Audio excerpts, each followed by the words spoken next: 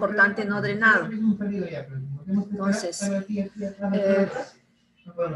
aprovechando este experimento que han hecho sus compañeros, voy a mostrarles un video de del ensayo de compresión no confinada.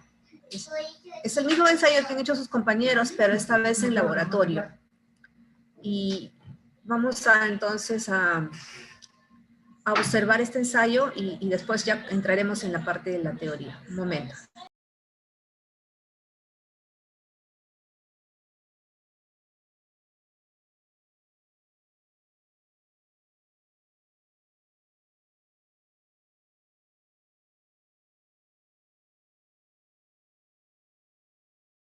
Pueden verlo, es en realidad una grabación del laboratorio que hicimos el año pasado. Fue una transmisión en directo desde el laboratorio del CISMIT.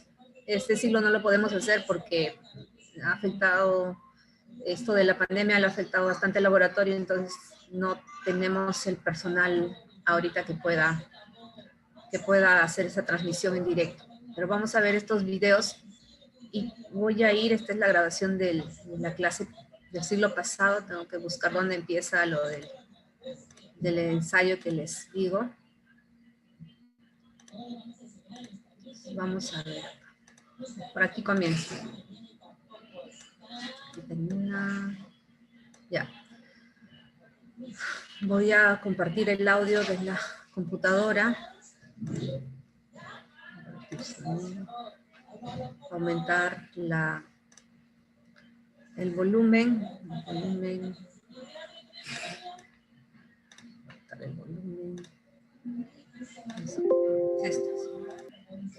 Y ya. Si tienen alguna dificultad en verlo, me dicen. Este de aquí es el ensayo de compresión no confinada, hecho principalmente en suelos finos. En realidad la norma dice que debe ser hecho en suelos finos, ¿no?, para determinar la resistencia al corte no drenado. Para el tercer laboratorio. Sí, doctora. Ahí justamente ya estamos en el... Bueno, la persona que va a dirigir aquí el laboratorio es Diego Lizana, el tesista que también presentó el laboratorio 1 de consolidación unidimensional. Y este es el ensayo de compresión no confinada. Sí, bueno, en este caso ya este ensayo es más directo. Bueno, lo que les podría decir es de que este ensayo me permite determinar la resistencia al corte, que ustedes lo habían visto, el S sub U, ¿no? El material que nosotros ahorita estamos viendo es un material arcilloso. Usualmente estos ensayos de compresión no confinada es aplicable para suelos finos en su condición más desfavorable, ¿no? En este caso su aplicación práctica es más para todo para arcillas, o también por ahí quizás hasta limos, ¿no? Limos altamente plásticos, ¿no? Las dimensiones del espécimen, usualmente trabajamos con diámetros 5 centímetros y una altura de 10 centímetros. El ensayo también usualmente se trabaja con 2 especímenes, uno ya está instalado, pero acá también contamos con otro espécimen. Nosotros vamos a ver el ensayo en este único espécimen. Es parecido, bueno, quizás cuando lo habrán visto en el ensayo de compresión de probetas de concreto, o sea, en realidad el mecanismo es el mismo, no se confina, compresión simple o compresión no confinada también es llamado. Entonces vamos quizás previo a iniciar el ensayo es comentarles, ¿no? En este caso, en este equipo, sí vamos a tomar lecturas del anillo, ¿no? Como ustedes han podido visto de manera preliminar, creo que la doctora les ha mostrado un PDF donde se puede ver toma lecturas del anillo, ¿no? En este caso, ustedes están viendo 2 anillos. Este primer anillo me va a controlar las deformaciones axiales, dial también. Y el anillo de acá, bueno, este dial,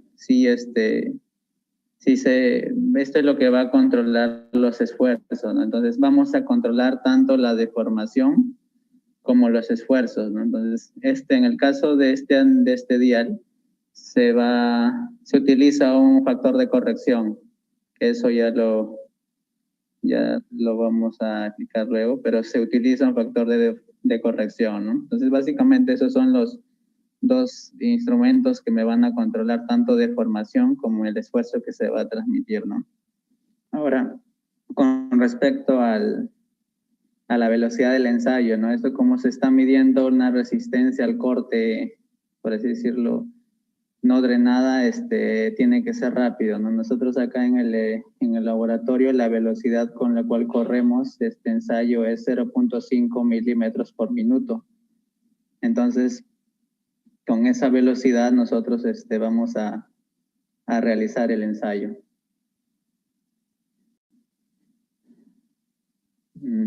Bueno, vamos a empezar. Para eso nosotros, para que empiece el ensayo acá, Alessandro me va a apoyar en la toma de datos. Ahora, los valores de deformación axial que vamos a ir tomando lectura van a ser estos valores.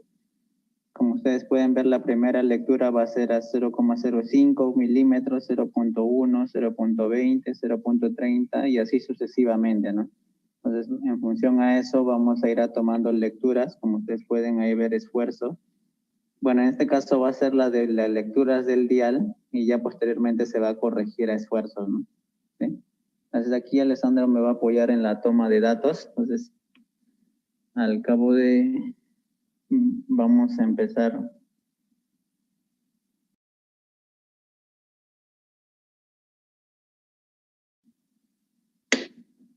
Ahí ya empezó el ensayo. Como les había explicado, el dial de la parte izquierda es la deformación y el dial posterior, creo que no se visualiza muy bien, este es el de la carga, ¿no? Entonces ahorita ya se está ejecutando el ensayo. Ya la muestra se está deformando, entonces vamos a ir tomando apunte del ensayo. Aquí el espécimen está subiendo, ¿verdad? Sí, doctora, la plataforma inferior, esta de aquí, está subiendo a una velocidad de 0.5 milímetros por minuto, ¿no? Este es un ensayo rápido, o sea, como ustedes pueden ver, así es el ensayo, o sea, no es de manera instantánea, seguramente al cabo de 5 minutos, a más tardar, o incluso podría ser menos, se va a culminar con el ensayo. Se espera hasta que llegue a una resistencia pico, ¿no? De ahí, como la muestra también no está confinada, entonces esa resistencia pico solamente llega a los pocos minutos, ¿no? No es un ensayo que dure quizás como el ensayo de consolidación, días, semanas, o el ensayo de corte directo que son al cabo de días, ¿no? Este ensayo, ambos especímenes lo puedes terminar a la media hora o incluso menos. Entonces eso es por así decirlo, la ventaja de este ensayo, que es bastante rápido.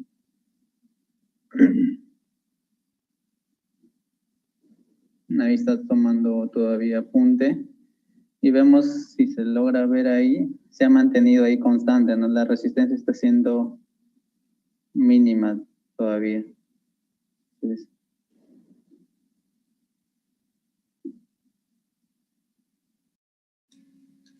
¿qué material es un limo? sí, doctora, bueno, es una arcilla, ¿eh? Es un CL, una arcilla de baja plasticidad. Sí, su humedad del material está alrededor del 20%.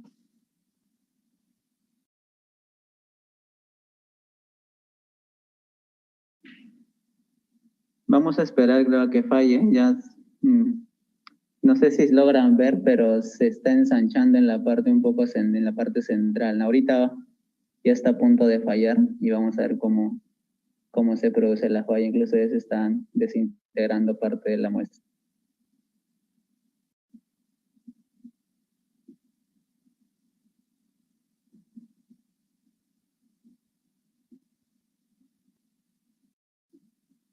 Ahora, al obtener la gráfica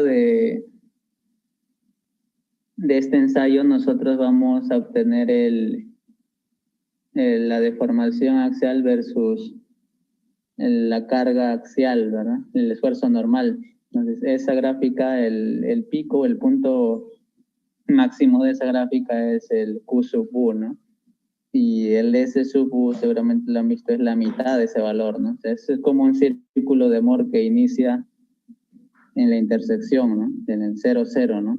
Entonces, por eso es que el procesamiento de este ensayo también es bastante directo, no hay mucho detalle también en el procesamiento, es prácticamente directo, ¿no? Ahora el ensayo UU, que es, bueno, en realidad ese es un ensayo triaxial. Los resultados de un ensayo triaxial U en realidad salen bastante similar a un ensayo de compresión no confinada, si bien no es igual, no se puede obtener valores iguales, pero son aproximadamente iguales lo que se obtiene en el laboratorio. Ya se está desmoronando. Sí, sí. Sí, como podemos ver también, si vemos las deformaciones, bueno, las cargas que se han ido tomando datos, prácticamente ya llegó a su resistencia máxima, que ha sido 0,020, y ya está descendiendo, ¿no? O sea, prácticamente ya el material ha llegado a su resistencia máxima, ¿no?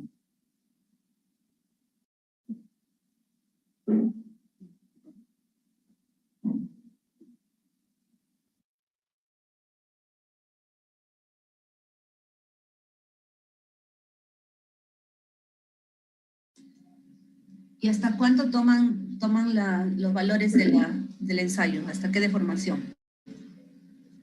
En realidad, doctora, no es hasta que ya sobrepase la resistencia pico, ¿no? En este caso ya pasó, entonces estaban tomando 2 lecturas, bueno, 4 o 5 lecturas adicionales, y ya prácticamente, ahorita ya vamos a proceder a detener el ensayo, porque si vemos aquí ya llegó a su resistencia pico y hemos tomado más de 6, 7 lecturas ya posterior. Entonces ahorita lo que vamos a hacer ya es detener el ensayo porque ya culminó. Y ya en este caso ya se procede a desinstalar, ¿no? Y humedad y determinar quizás la humedad final del ensayo, ¿no? Entonces ya con esto, doctora, ahí el ensayo, como les había comentado también, es bastante directo, ya se terminó con el ensayo, ¿no? Lo único que queda acá ya es desinstalar y medir su humedad final del espécimen, ¿no? Que posiblemente había pérdida, ¿no? Por el ambiente. Sí, doctora, eso sería, creo que el ensayo en sí de compresión no confinada, o compresión simple también. Sí, quería ver si teníamos preguntas de los alumnos. ¿Alguien quería preguntar algo? Bueno, eso es lo que es el ensayo de compresión no confinada, que es el laboratorio 3 del curso. Vamos a escuchar, a ver, algunas preguntas que hicieron esa vez y a ver si ustedes tienen otras también.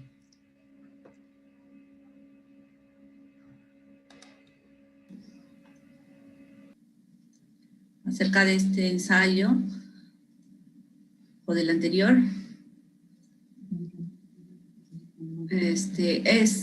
¿Cuántos especímenes normalmente hacen? 2, ¿verdad? Sí, doctora, solamente son 2 especímenes y usualmente deberían salir iguales, pero no necesariamente es así y se toma como el promedio, ¿no? de ambos resultados, ¿no? Sí, pero se trabaja con 2 especímenes. Ya. ¿Alguna pregunta más?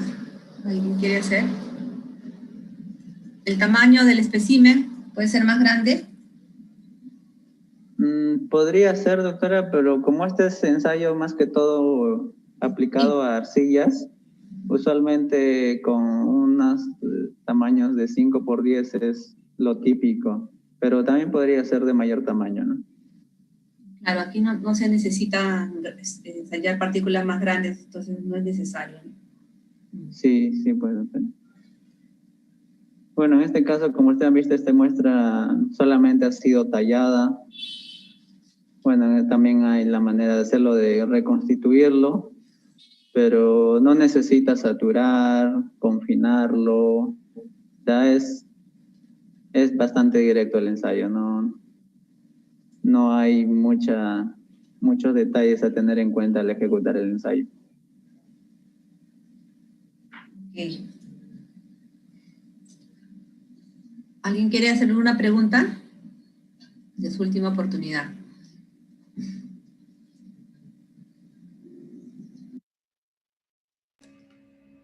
Bueno, creo que en ese momento no hubieron más preguntas. ¿Alguien de ustedes tiene alguna pregunta con respecto a esto? Quizás van a surgir las preguntas cuando veamos la parte teórica. Lo que sí quería preguntarles, el grupo que hizo el ensayo no tomó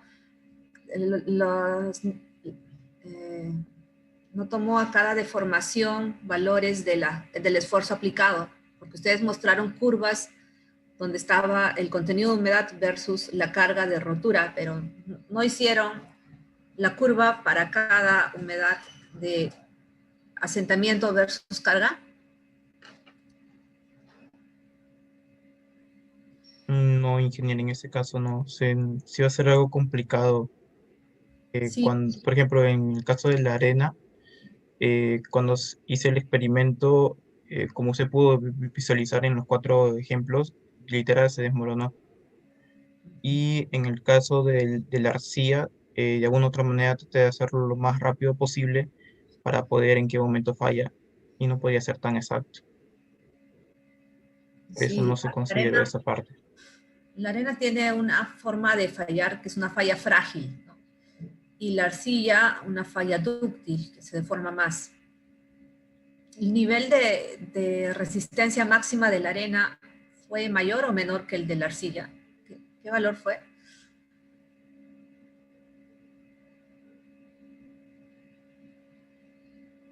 Disculpe, ingeniero, ¿podría repetir, por favor? No le pude escuchar muy bien. ¿Cuánto llegó como resistencia máxima la arena para una humedad cualquiera? Y a esa misma humedad, ¿a cuánto llegó la resistencia de la arcilla?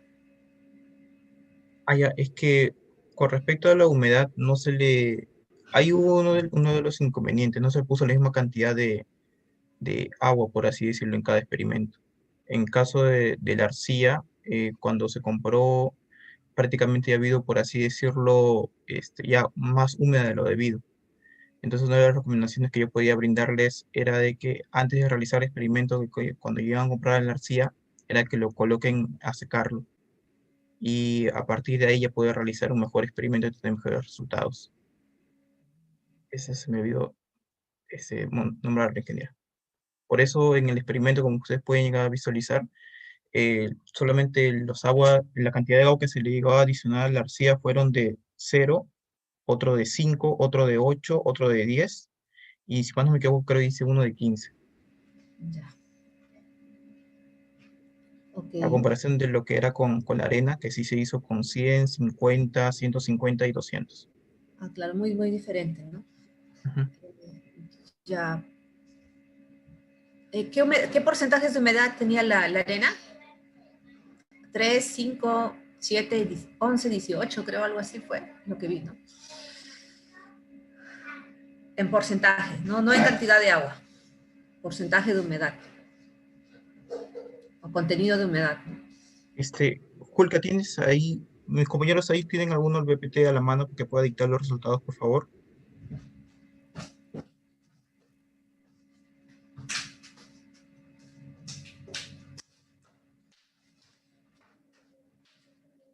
Bueno, a ver, voy a ir compartiendo yo mientras ustedes buscan eso, voy compartiendo la diapositiva de la clase que vamos a ver hoy. Empezaremos con una parte introductoria.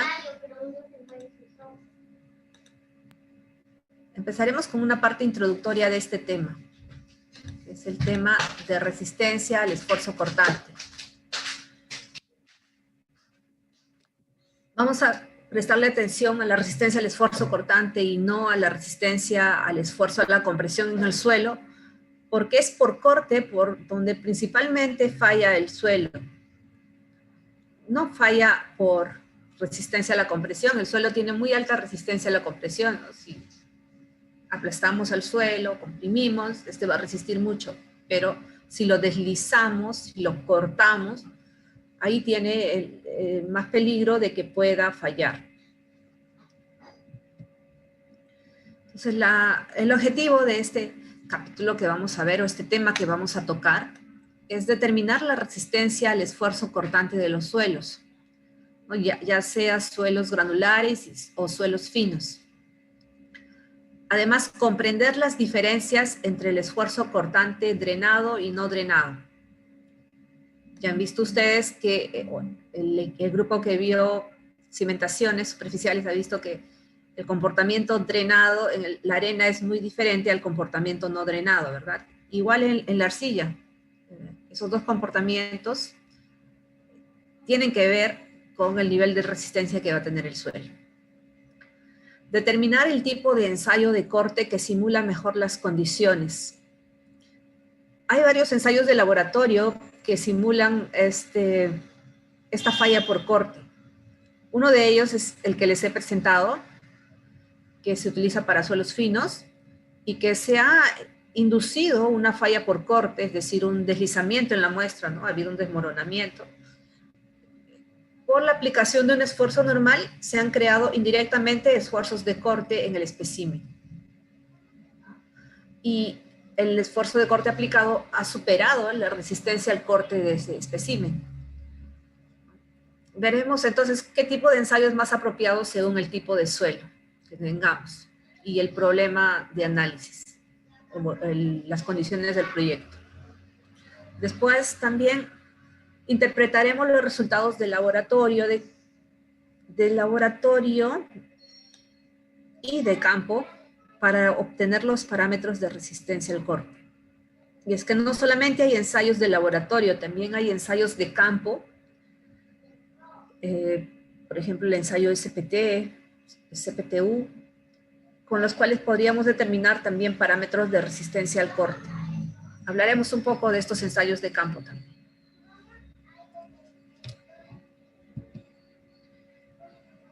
Esta falla tan típica que ocurre en las laderas de los taludes, de los cerros, es un gran problema y también un buen ejemplo de cómo se da la falla por resistencia al corte en el suelo. Esos deslizamientos de los taludes se dan porque se sobrepasa la resistencia al corte o la resistencia al deslizamiento del suelo. Y ese tipo de problemas es muy común en nuestro país, sobre todo en la sierra, ¿verdad? Donde en la época de lluvias escuchamos mucho de que se ha deslizado un talud y ha cerrado un tramo de una carretera. Es muy común esto, la gente que, bueno, creo que todos hemos pasado en algún momento por este tipo de carreteras y hemos visto ese problema, ¿no? Pues tiene que ver con la resistencia al corte del suelo y vamos a aprender nosotros a determinar esa resistencia. Entonces, vamos a conocer más adelante en otros capítulos, en el capítulo de estabilidad de taludes, cuáles son los factores que afectan a esa estabilidad, la pérdida de la resistencia, ¿no? Uno de ellos es el agua. Sabemos que en la época de lluvias suceden estos problemas, pero también hay otros factores como el peso, por ejemplo, de las construcciones por encima de la ladera, como vemos acá, ¿verdad? Entonces, todos esos factores afectan a la resistencia al corte del suelo. Pero en este capítulo vamos a aprender lo básico, que es calcular cuánto es lo máximo que resiste el suelo por un esfuerzo de corte. Y nos vamos a ayudar de ensayos de laboratorio como el que hemos visto. Vamos a empezar con una teoría física. Ya sabemos que todo el estudio del suelo lo estamos haciendo en base a teorías de la física, a leyes de la física, de la mecánica, de materiales, y vamos a continuar haciéndolo. También para la resistencia al esfuerzo cortante. Vamos a recordar esta ley física de la teoría de falla de Coulomb. Vamos a verlo aquí como un bloque que desliza a través de una pendiente. Esto lo hemos visto en física básica, ¿verdad? Tenemos el bloque que en nuestro caso vamos a considerar que es un elemento de suelo, que está deslizando a través de otra parte de un suelo. Pues este bloque primero vamos a considerarlo como estable sobre esta superficie o esta ladera.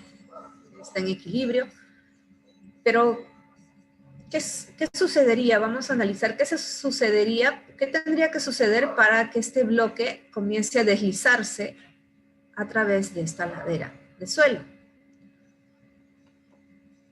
Tendríamos que analizar las fuerzas que actúan sobre él, ¿verdad? Y la primera fuerza que está actuando es el peso. Porque si estamos considerando que está formado por suelos, pues va a tener un peso. Ese peso vamos a llamarlo W. Aquí está. Es un peso en este sentido vertical.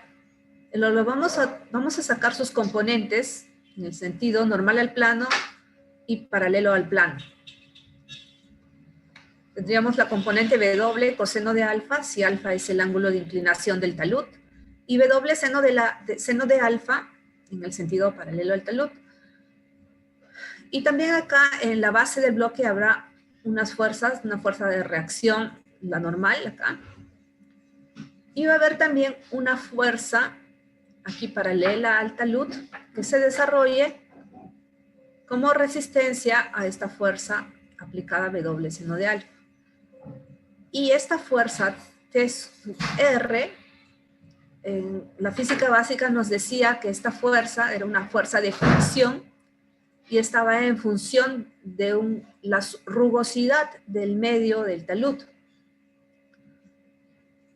¿verdad? Entonces, cuanto más rugoso era, cuanto más friccionante era este medio, había mayor resistencia, tenía un valor mayor de T sub R. Y entonces este bloque no iba a deslizar si T sub R era mayor que W seno de alfa. T sub R para nosotros es la fuerza de resistencia al deslizamiento, o la fuerza de resistencia al corte del suelo. Y W seno de alfa es una fuerza que puede ser dado por el peso mismo del suelo que está por encima de este plano, o puede ser también por fuerzas externas que se puedan aplicar a este bloque, ¿no? Entonces va a haber una componente en este sentido. Si este W seno de alfa en algún momento llega a ser mayor que esta fuerza T sub R, ¿qué va a ocurrir entonces? Un deslizamiento, ¿verdad? Eso es lo que nosotros le llamamos falla por deslizamiento.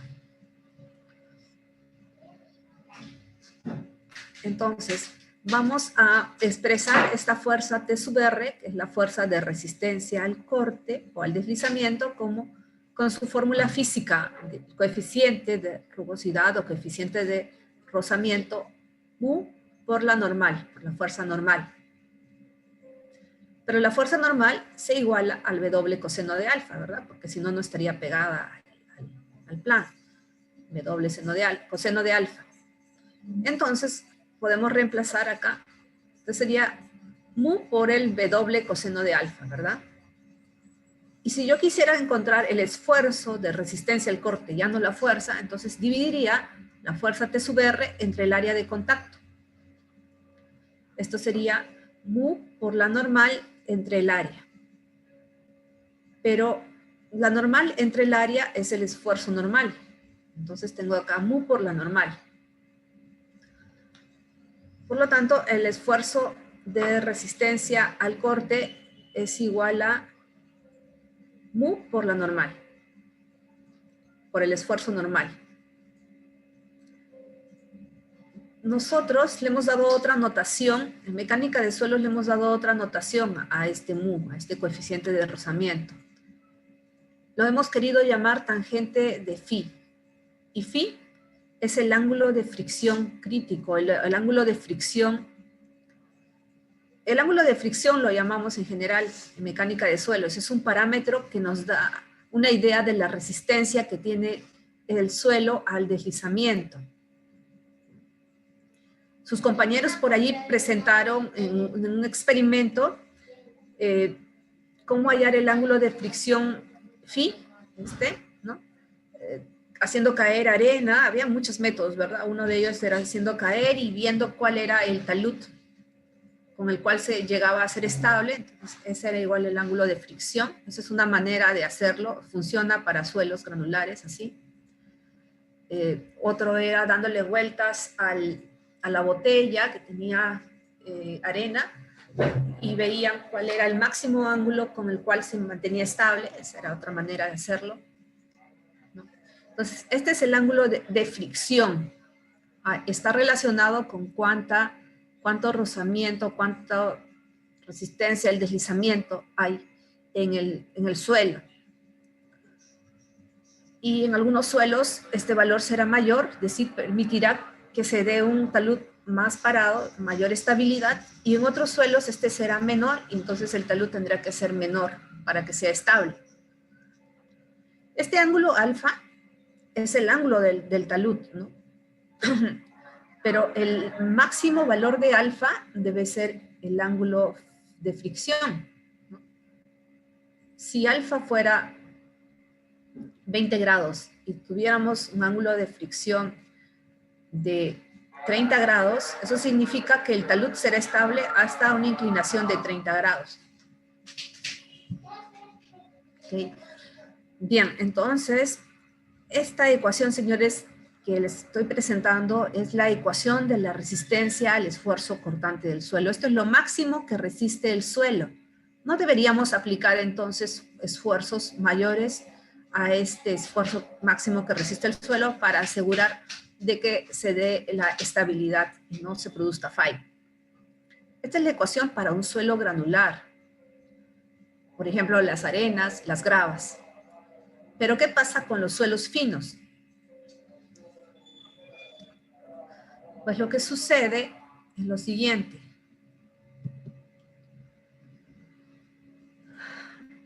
Aquí está esto. Los suelos finos,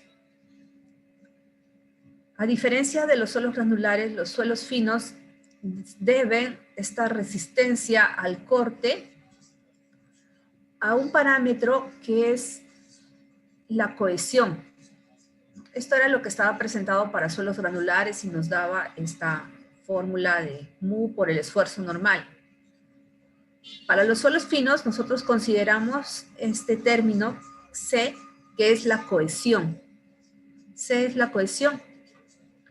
Y entonces, en los suelos puramente finos, este término de ángulo de fricción es 0, no existe. Y en los suelos puramente granulares hemos visto que este término de cohesión no existe. Es decir, en una arena SP solo tendríamos el primer término. Y en una arcilla CL o CH solo tendríamos la cohesión, este segundo término, para hallar esta resistencia al esfuerzo cortante. Pero en un suelo que tenga parte granular y parte fina, como por ejemplo un SC, arena arcillosa, entonces tendremos estos dos términos que están actuando y aportando resistencia al deslizamiento. ¿Okay? Es por eso que esta diríamos que es la ecuación más general. Pero ya sabemos que si nos dicen que tenemos ahí un suelo fino, entonces podríamos, si no hay mayor información, considerar este primer término 0. Y si nos dicen que estamos hablando de una arena limpia, podríamos considerar esta cohesión 0. Y solamente trabajar con el primer término.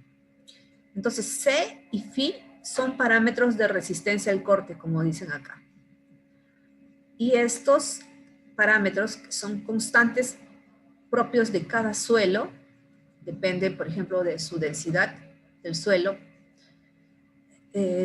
van a ser hallados en laboratorio. Se debe llevar una muestra de suelo, entonces si queremos conocer estos parámetros de resistencia, debemos llevar una muestra de ese suelo en lo posible inalterada para que se pueda ensayar en las mismas condiciones de campo, pero si no, en condición alterada, entonces se tendrá que remoldear, reconstituir en el laboratorio, pero para reconstituir tenemos que conocer cuál es la densidad que ha tenido en campo, ¿no? Entonces tendremos que estimar primero la densidad y decirle en el laboratorio que la reconstituyan a esa densidad. Y recién llevar a cabo el ensayo en esa muestra reconstituida. Entonces, en eso se basa esta teoría de resistencia al corte. Vamos a analizar con más detalle esta última ecuación que tiene el aporte de tanto de la parte granular como la parte fina de los suelos. ¿Qué pasa si en este gráfico en el que tengo esfuerzo de corte versus esfuerzo normal, dibujo esta ecuación? Si he dicho que este término tangente de phi y cohesión son constantes, entonces lo que tendré es la ecuación de una recta, ¿verdad? Este es tau, esfuerzo de corte, este es esfuerzo normal. Esta será entonces la recta que defina esta ecuación, que corte al eje Y en un valor igual a C, la cohesión. Y eso lo voy a colocar por acá. Aquí está cortando en C. Y tenga una inclinación igual a phi.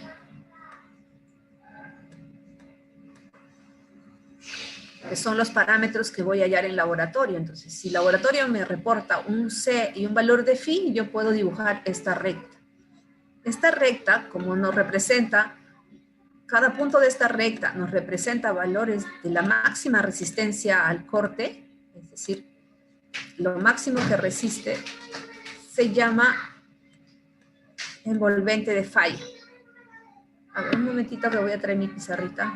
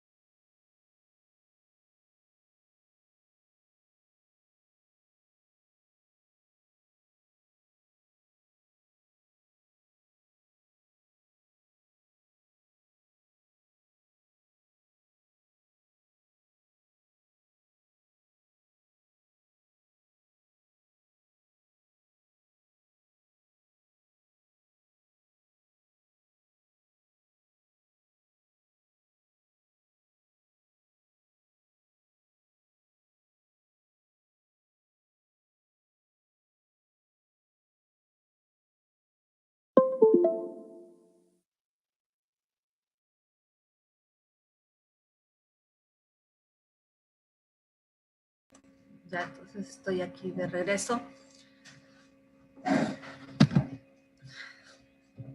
Ya. Entonces, a esta línea le vamos a llamar envolvente de falla. La línea de falla podría ser llamada, pero bueno, si analizamos mejor esta ecuación, vamos a ver que no siempre es una línea y que puede ser llamada envolvente de falla. ¿Ya? Envolvente de falla. Envolvente de falla. Así lo voy a llevar, porque no siempre va a ser recta. ¿Sí? Un rato.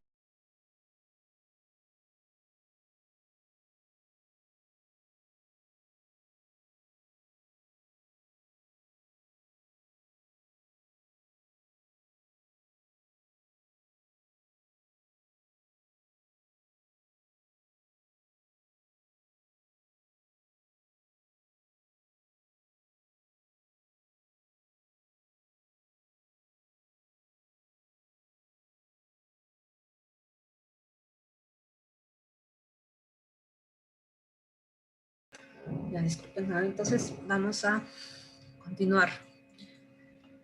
Pero esta gráfica de esfuerzo de corte versus esfuerzo normal, ¿recuerdan para qué la usábamos? ¿Quién me dice?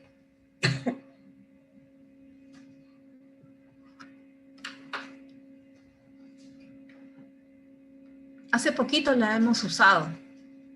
esta gráfica de esfuerzo de corte versus esfuerzo normal. ¿Para qué nos servía? ¿Qué hacíamos en esa gráfica?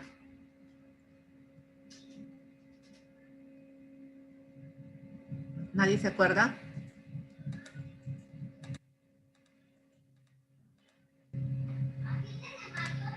¿Se acuerdan qué dibujábamos allí?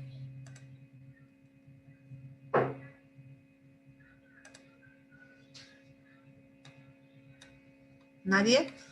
¿Nadie se acuerda? Círculo de Moore. Ingeniero, ¿podría Exactamente. repetir la pregunta, por favor? Sí, ¿qué dibujábamos? ¿Qué representábamos en este medio espacio de esfuerzo de corte versus esfuerzo normal? ¿No? Su compañero ya lo dijo por allí, ¿no? El círculo de Moore, tiene razón. El círculo de Moore, ¿se acuerdan que dibujábamos ese círculo de Moore? Vamos a ponerlo por acá. Dibujábamos ese círculo de Moore para los problemas en los cuales teníamos un elemento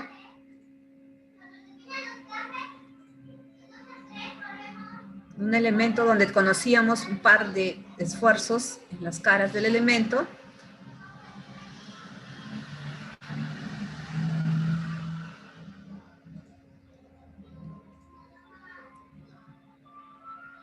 Entonces dibujábamos acá un círculo de Moore, ¿recuerdan ustedes? Bueno, vamos a volver a analizar ese elemento, porque al final estamos analizando un elemento de suelo, pero ahora vamos a analizar sus esfuerzos de corte. Vamos a analizar cómo se daría una falla por corte en este elemento. Entonces, este elemento está debajo de la superficie del terreno, por supuesto. Si analizamos en esta primera situación en la que el elemento no tiene otras cargas más encima, digamos que esta es su situación actual o original, inicial. Si pudiéramos determinar cuánto es su esfuerzo normal que podría estar dado por ejemplo, los esfuerzos normales en esta situación serían los esfuerzos geostáticos, ¿no? El peso específico por la altura Z, peso específico de este suelo. Y el esfuerzo, en este sentido, el esfuerzo X, aunque no hemos hablado de esto todavía, les voy adelantando esto, no es difícil, es un porcentaje del esfuerzo normal, el esfuerzo en Z. El esfuerzo horizontal siempre va a ser menor que el esfuerzo vertical, bueno, salvo que haya un corte en el terreno, bueno, eso ya lo veremos después, pero en esta situación el esfuerzo normal siempre va a ser mayor que el horizontal. Y va a estar representado por un coeficiente K sub 0 por el esfuerzo vertical. Entonces, esto será K sub 0 por el esfuerzo vertical, dijimos que era el peso específico por la altura Z, ¿verdad? Entonces, K sub 0 muchas veces es 0.5, bueno, no les quería decir todavía esto, pero muchas veces es 0.5, pero hay una fórmula también para K sub 0, es 1 menos el seno del ángulo de fricción. ¿Ok? Entonces, de aquí se puede obtener el valor de K sub 0. Y así obtener el valor de sigma X. Y los esfuerzos de corte, pues los esfuerzos de corte, si no son esfuerzos principales, van a tener que existir algunos esfuerzos de corte. También les presentaré después estas fórmulas para hallar estos esfuerzos de corte en esta situación actual. Por lo pronto, hemos visto cómo estimar el esfuerzo sigma sub z y el esfuerzo sigma sub x. Esto de aquí va a quedar pendiente de cómo, que tiene un valor también, tiene cómo hallarse. Ya imaginemos que conocemos los esfuerzos de corte y los esfuerzos sigma z y sigma x. Eso daría pie a que podamos dibujar el círculo de Moore, ¿no? Teniendo dos pares de coordenadas, puedo dibujar el círculo de Moore. Imaginemos que un punto del círculo está aquí y otro por acá. Entonces, yo puedo unir esos dos puntos. Este sería el centro del círculo, que no va a salir muy bien acá, creo que debió estar un poco más arriba.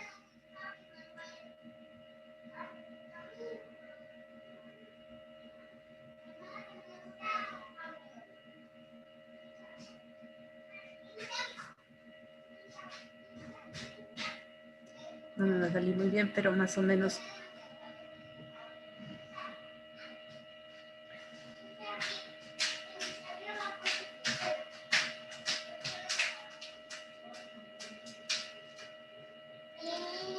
Ese sería el círculo de Moore.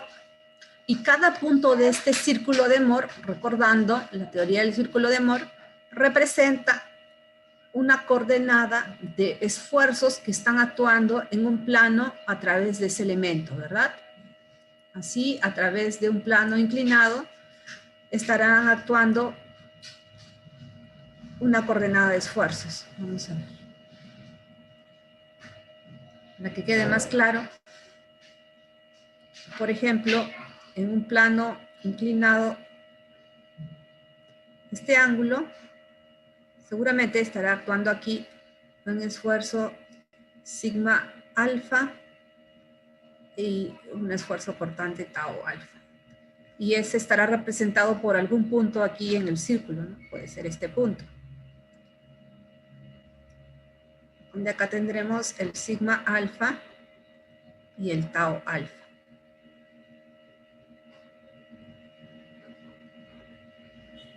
Y así en cada plano inclinado a diferentes ángulos tendremos los valores de puntos del círculo. Es decir, este círculo representa todos los esfuerzos en los distintos planos que pasen a través del elemento. Y esta línea representan todos los esfuerzos máximos de resistencia al corte que soporta ese suelo.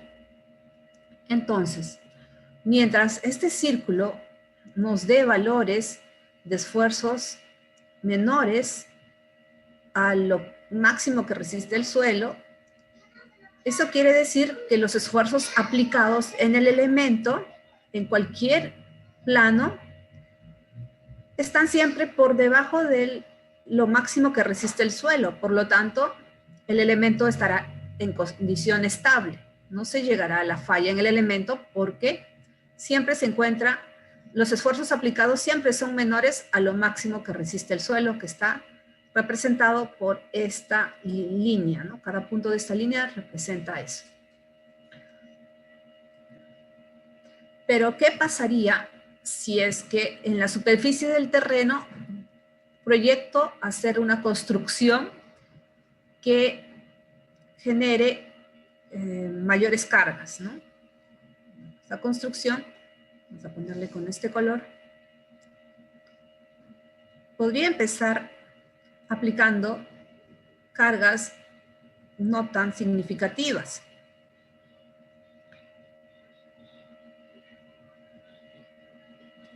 Sabemos que cada construcción en la superficie va a hacer que se transmitan esfuerzos en el elemento, ¿no? Entonces ya no habrá acá un sigma z, sino habrá un sigma z más un incremento de sigma z.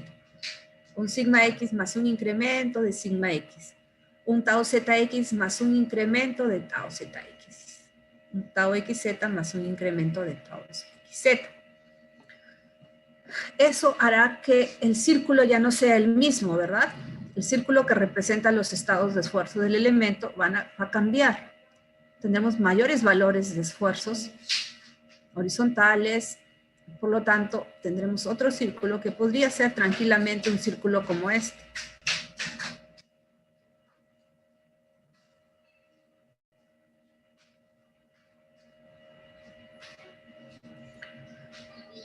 No. Y podríamos ahí evaluar si los esfuerzos de corte que se están presentando en cada plano que pasa a través de ese elemento son aún menores que la máxima resistencia al corte. Si son menores, entonces no se estará alcanzando esa máxima resistencia, nunca se estará sobrepasando, por lo tanto, el suelo se mantendrá estable, no se llegará a la falla. Pero ¿qué pasa si se comienza a construir más y se aplican mayores cargas.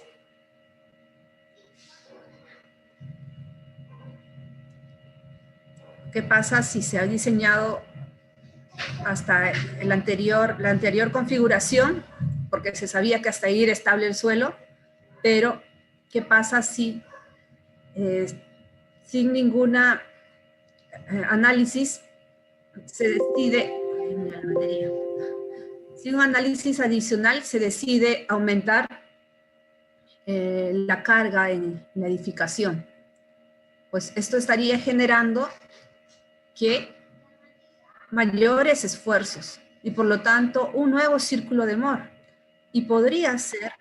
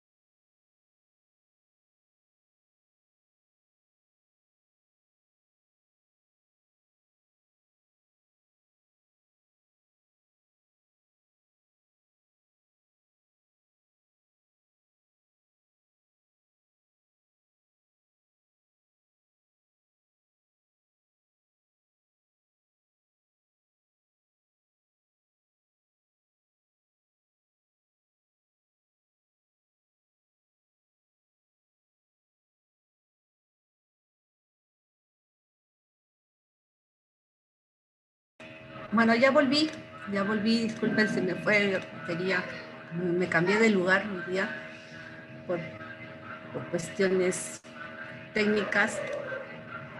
Ya estoy acá. Ya. Entonces, si aumenta la carga, entonces también habrá una mayor transmisión de esfuerzos, les decía, a este espécimen. Porque se está grabando, ¿verdad? ¿O no? No veo eso. Sí, se está grabando. No sé si estoy como anfitrión, pero bueno, se está grabando. Eso es lo importante. Ya, entonces, esta nueva configuración de esfuerzos en el elemento va a generar un nuevo círculo de Moore. ¿Qué pasa si esos esfuerzos aplicados hacen que el círculo de Moore esta vez sea mucho más grande? Tan grande que podría llegar a ser de esta manera. Voy a empezar por acá. Me gusta cómo se está dibujando.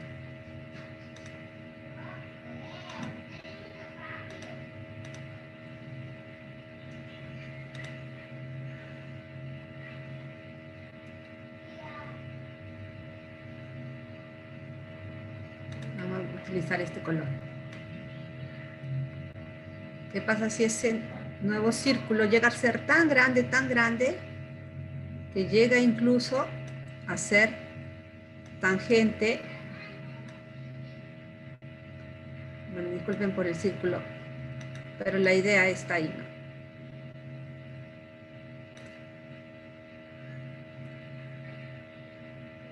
Está bien feo, ¿no?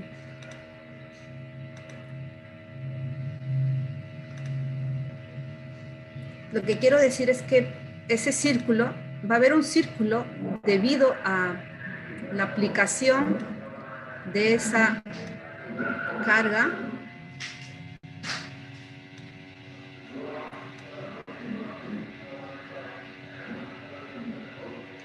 que va a llegar a ser tangente aquí, a la línea de falla o al envolvente de falla. Eso quiere decir que va a haber un plano a través de este elemento de análisis, un plano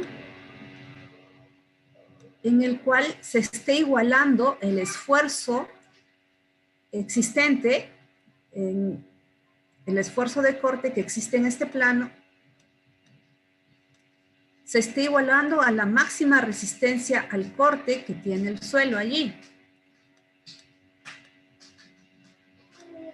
Este es el tau, ¿no? Este es el tau aplicado en ese plano, se está igualando a la máxima resistencia al corte que es tau sub R. Eso es muy peligroso porque si se iguala ese tau al tau, lo máximo que resiste el suelo, y sabemos que esta línea contiene los valores de esfuerzos máximos que resisten el suelo, entonces acá la componente en el eje Y será un tau sub R. Estaré en un estado en este punto ¿cómo se llama? Un estado en el que esté a punto de fallar el suelo, porque se está igualando lo máximo que resiste el suelo. Esta línea dijimos que es la envolvente de falla, entonces consideramos ya que en este punto el suelo empieza a fallar. Y por lo tanto, a través de ese plano es que se va a dar el deslizamiento debido a esa construcción. Toda esta masa se va a deslizar a través de ese plano, ¿no? Que podríamos determinar su ángulo de inclinación del plano. Si conocemos este punto, ya sabemos que por el método del polo podríamos determinar la inclinación de un plano a través de este punto, ¿no? Podríamos entonces determinar así la inclinación de ese plano de falla. Ya lo veremos con algunos ejemplos más adelante, cómo hallar esa inclinación del plano de falla, cómo hallar este valor del esfuerzo de corte en la falla. Podríamos hallarlo con esta ecuación, ¿verdad? Pero para reemplazar en esta ecuación y obtener ese valor de tau, necesitaríamos el valor de C, el valor de phi, que se halla del laboratorio, y el valor de sigma, que es el esfuerzo normal que está actuando.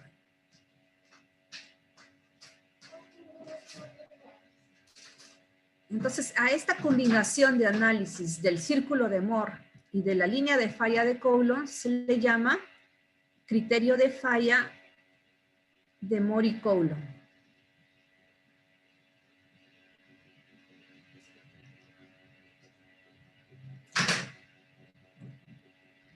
Y es el criterio más básico de falla, es decir, la forma de análisis de la falla más sencilla que hay en mecánica de suelos. Eso es lo que vamos a ver en nuestros sílabos.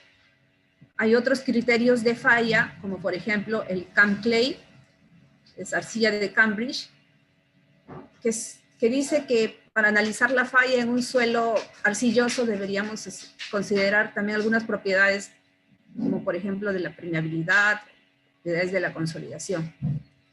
Este es el más general que se puede aplicar en realidad a todo tipo de suelos, ¿no?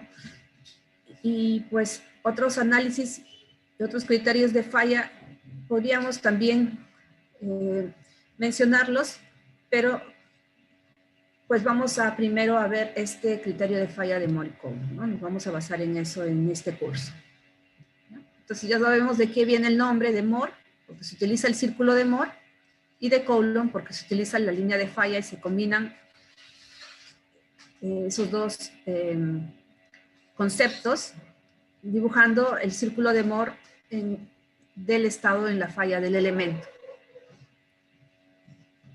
¿Sí? Y de aquí se puede sacar mucha información de esto, porque tenemos un problema geométrico donde hay una línea tangente a un círculo. Entonces, de allí podemos dibujar triángulos, ¿verdad? Y determinar varias variables que quisiéramos conocer en el problema. Bueno, ¿hasta aquí tienen alguna pregunta?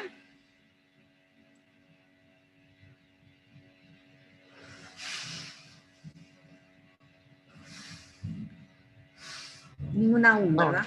No. Ya, vamos a continuar entonces.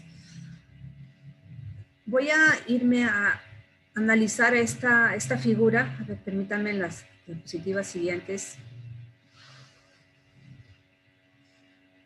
Esto que está aquí es más o menos lo que he dibujado en la parte anterior. Solo que hay dos círculos aquí que para un mismo nivel de carga. El elemento de análisis está girado aquí, porque acá están actuando los esfuerzos principales sigma 1 y sigma 3. Hay también nivel freático, algo que no mencioné en la anterior diapositiva. Puede darse que haya nivel freático.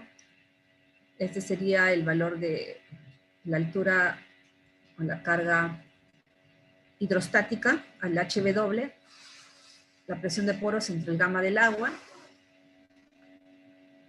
Y el círculo de Mohr de los estados de esfuerzo de este elemento estaría representado por este en magenta, en términos de esfuerzos totales, ¿verdad? Si yo tengo sigma 1 y sigma 3, son los valores de los extremos del círculo. Yo tengo el radio, o el diámetro del radio, puedo dibujar el círculo. Este es el círculo de Mohr en tensiones totales, esfuerzos totales. Esto lo he tomado del libro González de Vallejo, Ingeniería Geológica, creo que se llama, de González de Vallejo. Habla bastante de mecánica de suelos y está en español, entonces es fácil de entender. Círculo de Mohr en tensiones totales. Pero ahora vamos a estudiar también el círculo de Mohr de esfuerzos efectivos. Bueno, tensiones o esfuerzos es lo mismo aquí. En España creo que utilizan ese término de tensiones. Para nosotros es esfuerzos. Entonces, los esfuerzos efectivos serán iguales a los esfuerzos totales menos la presión de poros. Por ejemplo, el sigma 1' será igual al sigma 1 menos el valor de la presión de poros. Aquí lo ubico entonces, sigma 1. El sigma 3' será igual al sigma 3 menos la presión de poros presente. Hay presión de poros porque el nivel freático está encima del elemento. Esta es la presión de poros existente. Entonces, este será el círculo de Mohr de esfuerzos efectivos y este de esfuerzos totales. Y la línea de falla o envolvente de falla también habrá una línea de falla para esfuerzos totales y una línea de falla para esfuerzos efectivos. ¿Por qué dice acá condición drenada, condición no drenada? ¿Recuerdan ustedes la consolidación? Espero que hayan hecho un buen informe de consolidación para que recuerden esto. ¿Qué pasa cuando termina la condición? Cuando termina la consolidación se da la condición drenada. Condición drenada.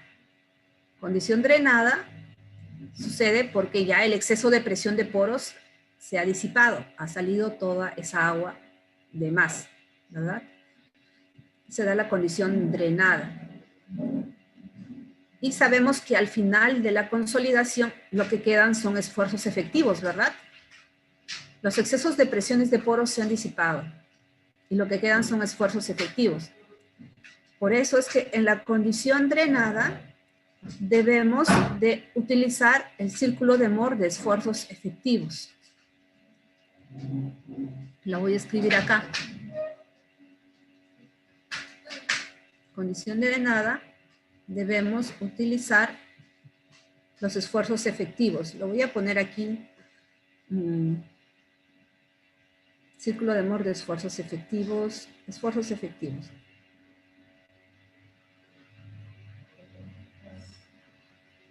Y en la condición no drenada está relacionado con el inicio de la etapa de la consolidación. Al inicio no se ha drenado el exceso de presión de poros, no ha salido el agua. Por lo tanto, estamos en una condición no drenada. Una condición no drenada es cuando no se le deja salir al agua de la muestra, pero está el suelo saturado. En esa condición no drenada, sabemos que quien toma, al inicio quien toma la carga es el agua, ¿verdad? Y después que se abre la válvula ya comienza a haber variaciones allí. Entonces, no podemos utilizar los esfuerzos efectivos porque en ese preciso momento no están presentes. Quien está tomando toda la carga es el agua, ¿no? Entonces, en la condición no drenada, tenemos que utilizar los esfuerzos totales.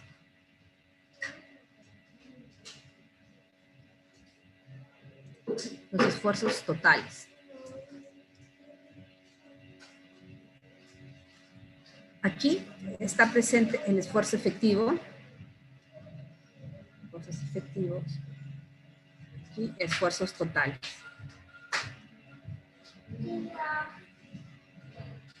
Entonces, por eso es que el círculo de Moore de esfuerzos efectivos debemos de analizarlo con la línea de falla de condiciones drenadas y el círculo de Moore de esfuerzos totales debemos analizarlo con la línea o envolvente de falla en la condición no drenada. El laboratorio nos va a reportar el ángulo de fricción total y la cohesión total. Y nos va a reportar también el ángulo de fricción efectivo y la cohesión efectiva. Si es que el suelo tiene esas propiedades. Por ejemplo, un suelo arenoso, un suelo granular, prácticamente no va a presentar una condición no drenada. Es muy raro que se dé una condición no drenada en un suelo granular, porque tiene permeabilidad alta, que hace que casi siempre se dé el proceso drenado en un suelo granular. La única condición para que no esté en condición drenada un suelo granular es cuando ocurre un sismo. ¿Por qué? Porque el sismo ocurre tan rápido que ni siquiera a esa arena que es permeable le deja tiempo como para que pueda drenar el agua. Entonces, esa sería una de las pocas ocasiones en el que el suelo granular tendría una condición no drenada, ¿no? En la mayoría de los problemas se puede considerar al suelo granular que tiene condición drenada. Entonces, si tiene condición drenada, a los suelos granulares deberíamos dibujarle los círculos en esfuerzos efectivos y la línea de falla, la condición drenada. ¿Sí? ¿Quién será? Me están llamando, no sé decir, te llamaré después. Ok. Entonces lo voy a escribir aquí para que no se les vaya a olvidar. La condición drenada está relacionada con los suelos granulares. Bueno, ya saben la excepción, ¿no? del sismo. ¿A alguien le tocó el tema de licuación de suelos?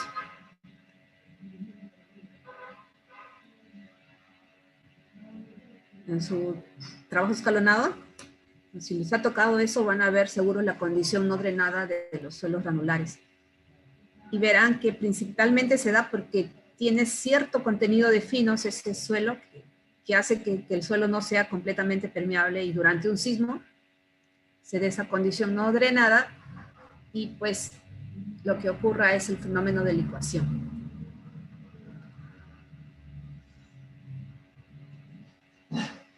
Bueno, y esta condición no drenada está más relacionada a los suelos finos. Aunque los suelos finos es un poco más complejo, porque los suelos granulares, como le digo, casi siempre tienen esta condición drenada, pero los suelos finos tienen en algunas ocasiones condición no drenada y en otras condición drenada. Entonces, vamos a ponerle aquí suelos finos a las arcillas, por ejemplo. Los suelos finos en en un análisis a corto plazo, es decir, un análisis a corto plazo quiere decir un análisis al poco tiempo después de aplicada la carga.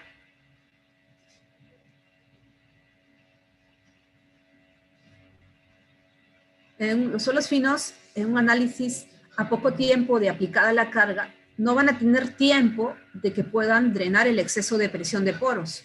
Entonces se le considera en una condición no drenada. Pero los mismos suelos finos, si se analizan después de un largo tiempo de aplicada la carga, se puede considerar de que tienen la condición drenada, porque inclusive en el fenómeno de consolidación estamos ensayando un suelo fino y hemos dicho que se ha llegado al drenaje al final de la consolidación, después de un largo tiempo. Entonces los suelos finos a largo plazo también presentarían la condición drenada.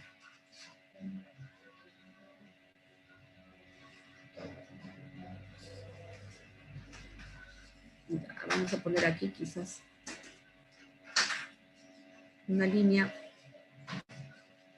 a corto plazo y a largo plazo. ¿Sí? Suelos finos, los esfuerzos totales. Condición no drenada está relacionado con esfuerzos totales, con suelos finos a corto plazo. Condición drenada está relacionado a esfuerzos efectivos, con suelos granulares y también con suelos finos, pero a largo plazo. Eso es básico de que lo tengan bien claro para poder hacer el análisis de los parámetros de resistencia al corte. ¿Alguna pregunta hasta aquí?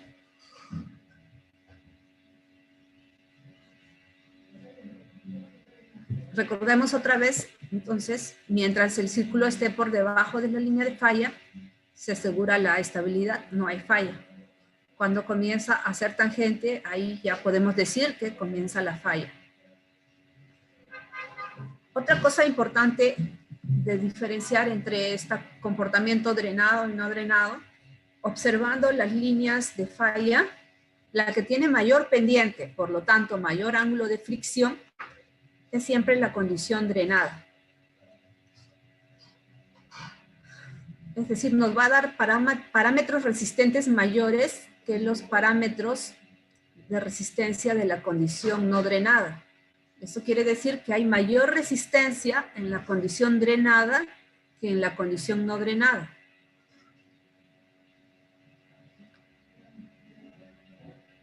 Y la condición drenada está relacionada con los suelos granulares, que van a presentar más resistencia, y los suelos finos a largo plazo.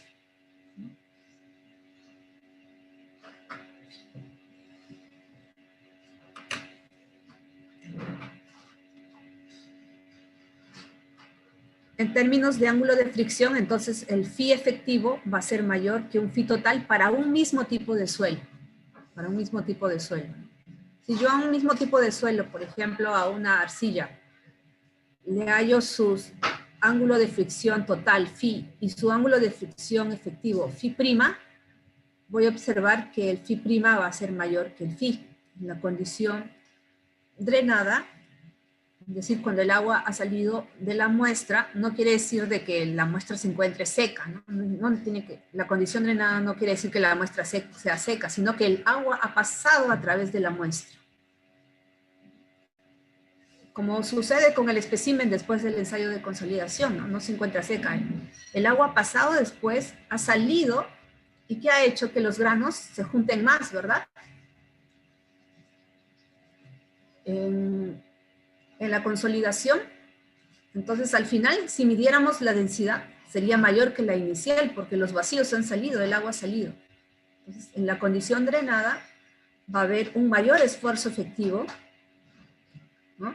Porque hay mayor contacto entre las partículas sólidas que antes de que se dé esa condición drenada, en la condición no drenada. Y también vamos a observar que al haber más contacto entre los sólidos, pues va a haber una mayor resistencia. Sin tener que analizar ya, se nos da una idea de que al haber mayor contacto entre los sólidos, pues el suelo tendrá mayor resistencia. Eso es lo que pasa en la condición drenada y por eso el ángulo de fricción efectivo es mayor que el total. Es más deseable entonces tener esa condición drenada, ¿no? Pero lo tienen principalmente los suelos granulares y si queremos que los suelos finos lo tengan, tenemos que esperar un tiempo para que se dé este drenaje.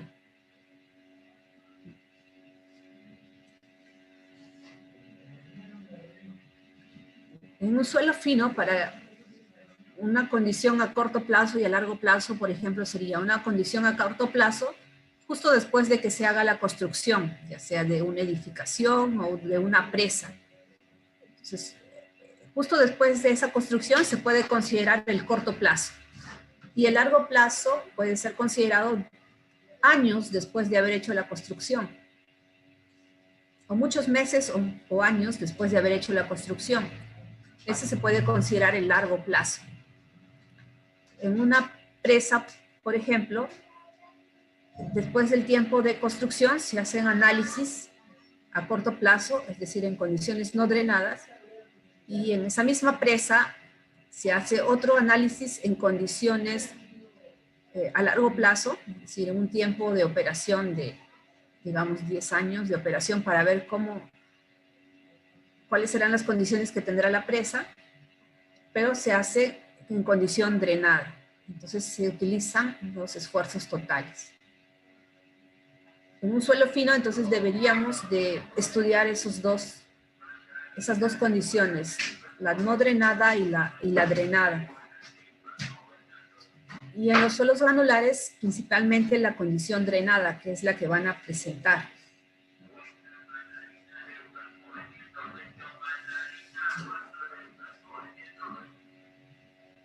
Ok. ¿Eso ha quedado claro? ¿Alguna pregunta?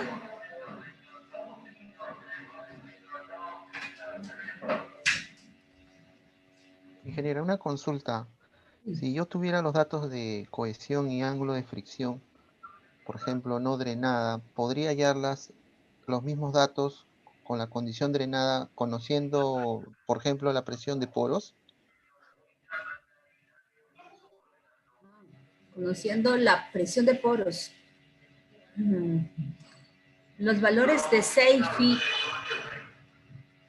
tienen los Seifi efectivos, quieres conocer los Seifi totales, teniendo la presión de poros, nada más. No, tienes que tener también los esfuerzos.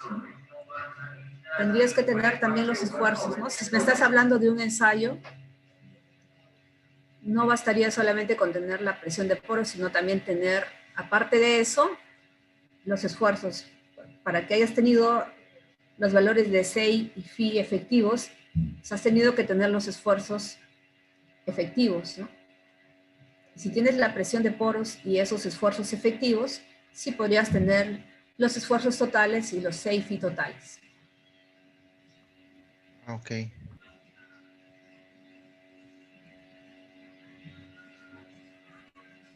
Vamos a ver entonces, si no hay más preguntas, aquí, esta parte dice. Esta era la ecuación a la que habíamos llegado. Para entender el concepto detrás de esta ecuación, observemos la figura, esta figura. Acá hay dos bloques que están deslizando, pero hay un esfuerzo normal ahí aplicado. Es importante decir que la facilidad con que desplace ese bloque con respecto de una de sus partes va a estar en función del esfuerzo normal aplicado. Si yo tengo dos partes que están bastante unidas en esfuerzo normal, va a ser más difícil que yo pueda deslizar una sobre otra. Pero si hay poco esfuerzo normal, va a ser más fácil que deslice una sobre otra. Es decir, la resistencia al esfuerzo cortante va a depender del esfuerzo normal aplicado. Cuanto mayor sea el esfuerzo normal, mayor será la resistencia al corte que tenga ese material. Dice allí, la suma de los dos términos de la derecha, estos dos, de la ecuación, representa el esfuerzo de corte máximo que se necesita para deslizar los bloques A y B en el plano de contacto. ¿Ya? Entonces, esa resistencia al corte estará en función de ese esfuerzo aplicado. Hay que tener en cuenta eso. Por lo tanto, ese esfuerzo normal en una masa de suelo, en un elemento de suelo,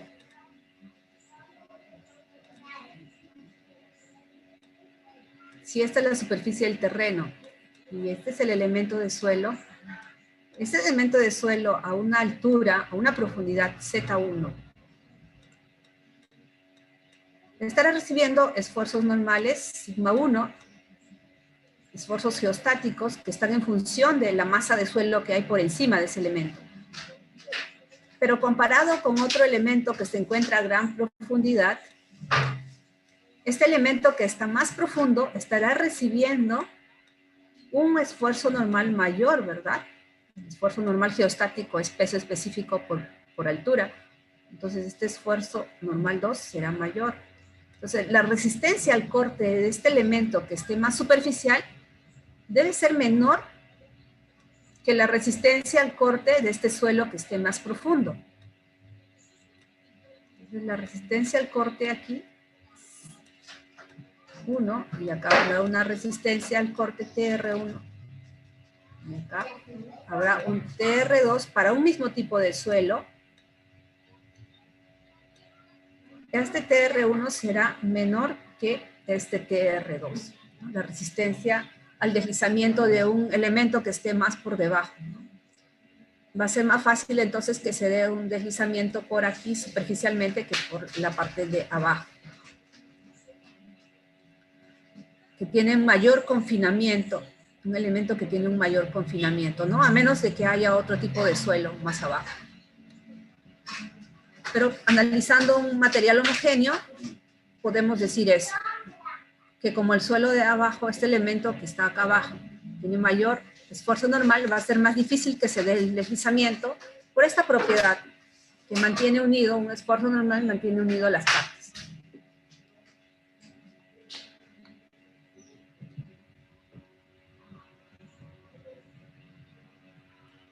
Dice acá, en un sistema de coordenadas con sigma en la horizontal y tau en la vertical, la ecuación anterior se representa por la línea, la siguiente figura.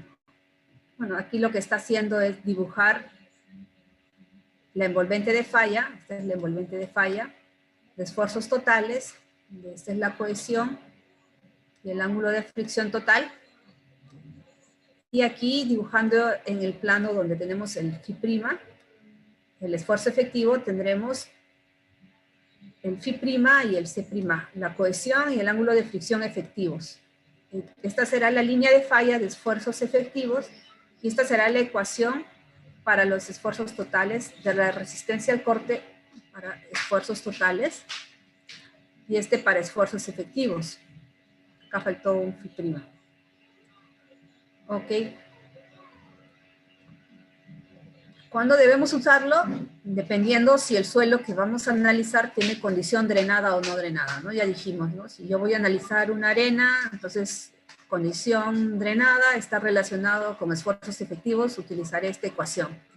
Si voy a analizar un suelo fino, tengo que preguntarme, ¿va a estar en condición drenada o no drenada? Eso dependerá del tiempo, de si es a corto plazo o a largo plazo. Ese suelo fino se va a analizar después de la construcción o a largos años de operación. Si es después de la construcción, será esta ecuación con esfuerzos totales que debo usar. Si se va a analizar después de muchos años de operación, utilizaré esta ecuación para los suelos finos. ¿Ok? Entonces tenemos que analizar qué condición va a tener el suelo, ¿no? Condición no drenada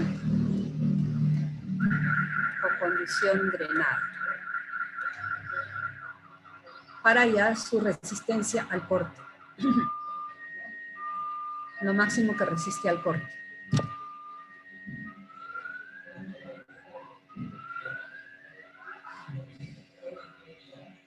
Bueno, esta va a ser la última parte que vamos a ver. Dice, la figura de abajo muestra los estados de esfuerzos totales y efectivos en la resistencia pico, punto de falla, representados en el círculo de Mohr.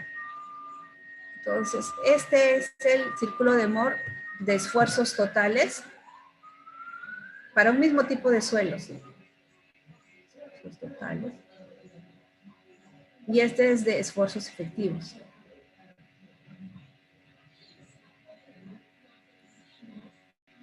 Entonces, si nos dan de laboratorio los valores de C/Φ, acá está el Φ total, este será su C total, y nos dan el Φ efectivo, un ratito por favor.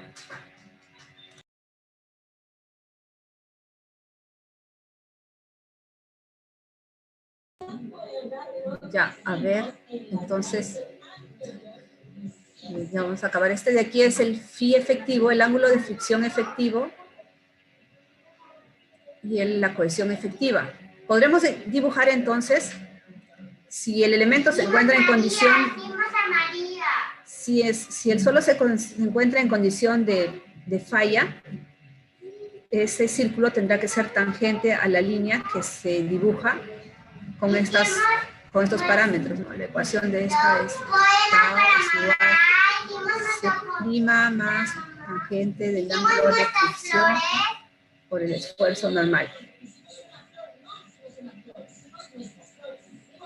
Y de acá seguimos tau igual a C más tangente de Φ por la normal, ¿no? Ya, y como les decía yo, este ángulo Φ' va a ser mayor que el ángulo Φ, ya va a terminar, que el ángulo Φ. Ya, este Φ' es mayor que el ángulo Φ, ya lo dijimos, condiciones drenadas siempre mayores sus parámetros de resistencia. Ahora, ¿qué diferencia hay entre los círculos de los valores del centro del círculo? Es la presión de poros, ¿verdad? Claro, ya sabemos que el esfuerzo total menos la presión de poros nos da el esfuerzo efectivo.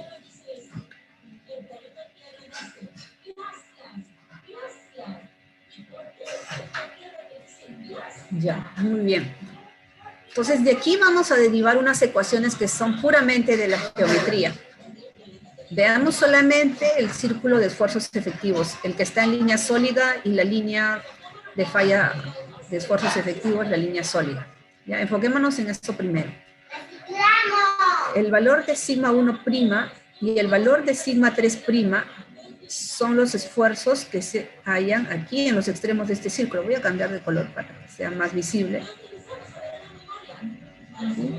σ3' es el esfuerzo principal menor y σ1' es el esfuerzo principal mayor. Si yo extiendo esta recta aquí, voy a definir el punto A. Este es el punto O, este es el punto B, este es el punto F, este es el centro del círculo. Este será un triángulo rectángulo, el triángulo AFC, ¿verdad? Triángulo rectángulo. Oh, triángulo rectángulo AFC. Entonces, yo podría determinar el valor de σ3' en función de que si conozco otros datos aquí, ¿no? Por ejemplo, el C y el Φ y el σ1', si conozco el σ1', el Φ' y el C', puedo hallar el σ3' con esta ecuación. ¿Cómo sale? De la resolución del triángulo. O si yo conozco el σ3', el Φ' y el C', puedo hallar el σ1', este valor. ¿De dónde sale? De la geometría. Si resolvemos los valores en ese triángulo, vamos a hallar estas ecuaciones. Sí, entonces, los problemas, la resolución de estos problemas se van a volver el análisis de la geometría de este problema, de un círculo tangente a una recta. ¿Ok? Hay otras ecuaciones más que ya en la próxima clase les voy a mostrar. Continuaremos hablando así de las ecuaciones que salen de problema geométrico. Ahora voy a llamar nada más lista, con esto vamos a quedarnos. Si tienen alguna pregunta me lo van haciendo también. Compartiremos. No puedo compartir, ¿dónde está? Ah, ya, dejar de compartir.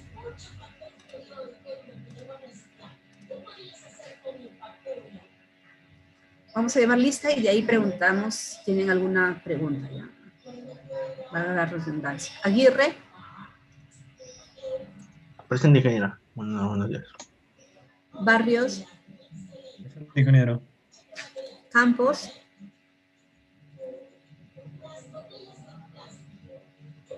Campos. Chirote. En realidad somos poquitos, ¿no? Somos 27 de 40. Cristante. Cristante. Cuadros.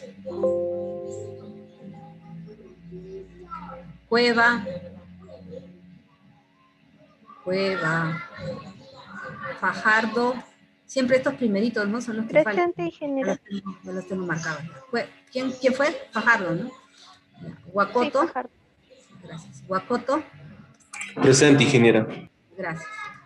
Huaranca. Presente, ingeniera Huaranca. Ya, muy bien. Izaga. No está Izaga. Julca. Julca. Lengua. Presente, ingeniero. Buenas tardes. López. Presente, ingeniera. Gracias. Luis.